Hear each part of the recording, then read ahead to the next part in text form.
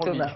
Vous allez partir en région, Thomas, dans les Pyrénées-Orientales. Et oui, car Julie Poirier nous attend dans le petit hameau de Marcevol à Arboussol. J'ai l'impression d'être Jean-Pierre Pernaut un peu, que l'on embrasse au passage, Jean-Pierre Pernaut. Bonjour Julie, ce matin, vous vous attaquez à la restauration de ces églises trop souvent oubliées dans les petits villages. Ah oui, Thomas, trop souvent oublié. Et pourtant, ce sont des joyaux. Regardez, je vous présente l'église Notre-Dame des Marches, qui est en pleine rénovation. Alors, elle domine complètement ce petit village version catalane. Regardez, c'est magnifique. 120 habitants ici sur le balcon du Canigou. Alors il est un petit peu bouché ce matin, mais en tout cas on est vraiment dans un endroit incroyable. Alors pourquoi on est là? Pour vous parler bien sûr de la rénovation de cette église qui date du XIe siècle, mais aussi pour vous parler de l'association qui œuvre en faveur de ces rénovations en France. Elle s'appelle la Fondation de la sauvegarde de l'art français. Et aujourd'hui, pile poil ce 9 décembre, elle fête ses 100 ans et on est ravis de lui souhaiter un joyeux anniversaire en direct. Thomas. Évidemment, alors montrez-nous, parce que je vois que ça travaille derrière vous, montrez-nous un peu les travaux qui ont été entrepris pour sauver cet édifice moyenâgeux, Julie. Exactement, regardez, alors on va avancer tout doucement, vous le voyez, les travaux ont commencé en septembre dernier et là on a vraiment travaillé pour le moment sur l'ossature. On essaye en tout cas de travailler à l'ancienne, c'est de la restauration, de conservation pour qu'on ait l'impression que finalement on ne soit jamais venu. Étienne, bonjour. C'est vraiment pour vous l'accomplissement de beaucoup d'heures de travail administratif pour réussir à lancer ce projet. Sur quoi on travaille sur cette église? Pourquoi est-ce qu'elle est tombée en ruine comme ça?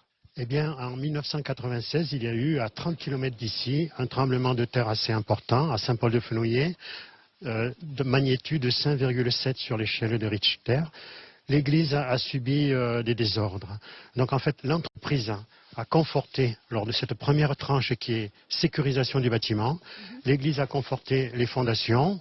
Elle a conforté aussi le mur est qui était affaibli dans sa largeur, donc ils l'ont épaissi. L'église était un véritable gruyère. À l'intérieur des murs, il y avait beaucoup de vide.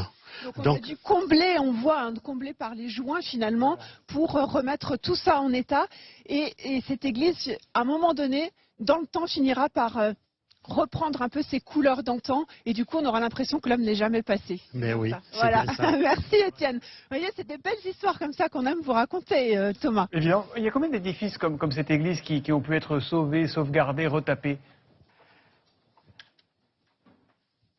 Alors, en France, aujourd'hui, il y a à peu près 4000 chantiers. Il faut savoir, attendez, je vais ouvrir la porte, je vais vous emmener à l'intérieur quand même, c'est magnifique. Pas vous cogner, il y a à peu près 4000 chantiers et chaque année, ce sont une centaine d'églises qui sont en rénovation. Et si tout ceci est possible, c'est grâce, on l'a dit, à la mobilisation des communes, mais aussi grâce à la Fondation. Puisqu'en 1972, son ancienne présidente, quand elle est décédée, a fait un legs de plus de 60 millions d'euros. C'est bien ça, Alexia, avec une condition. Que cet argent serve à la restauration des églises et des chapelles rurales antérieures au XIXe siècle, non classées au titre des monuments historiques et nécessitant des travaux de gros œuvres. D'accord, donc c'est à peu près 1 million, 1,5 million chaque année, c'est ça? C'est ça, pour environ une centaine d'églises et de chapelles rurales sur tout le territoire. Alors c'est vraiment une aventure humaine, on est bien d'accord. Là on est au cœur, on voit bien là, les rénovations qu'il faut faire, c'était vraiment la ruine. C'est une aventure humaine. Mobilisation des experts techniques, mobilisation des communes. Là, c'est un projet à 500 000 euros. La commune participe à 20%. Heureusement, finalement, vous êtes là pour sauver ce patrimoine rural. Absolument. La mobilisation des associations, des mécènes privés est très importante aux côtés des bailleurs de fonds publics. Elle permet d'alléger le reste à charge qui est très important pour les communes rurales et elle est décisive pour la réalisation de chantiers de restauration et de sauvetage de ce patrimoine. Allez, on vous montre un petit truc à la fin parce que ici, venez avec moi Alexia, ici il y a quand même une petite légende, on va essayer de rentrer sans que ça coupe l'antenne. Voilà, ça c'est l'intérieur de l'église qui est en totale rénovation aussi. Et sous le retable, la légende, il y aurait la mère du deuxième pape.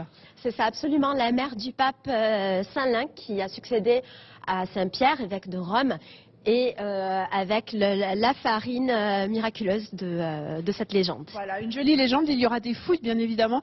Thomas et Julia, sachez qu'en France, on ne peut pas déterminer le nombre d'édifices qu'il y a sauvés, mais rien que dans le département, il y en a au moins 600. en Eh ben, en déshérence. tout cas, chapeau et chapeau à cette fondation, à tous ces gens qui travaillent si merveilleusement bien pour redonner leur éclat à tous ces monuments. J'ai entendu une cloche qui sonnait, il faudra la régler parce qu'à 8h43, normalement, ça ne doit pas sonner. On fera un petit point de réglage là-dessus. Merci beaucoup à vous, Julie. Merci. C'est la cloche pour la presse régionale, Ah, mais Thomas. c'est ça. On continue notre tour bien de France des régions. On va regarder Tiphaine, qui fait la une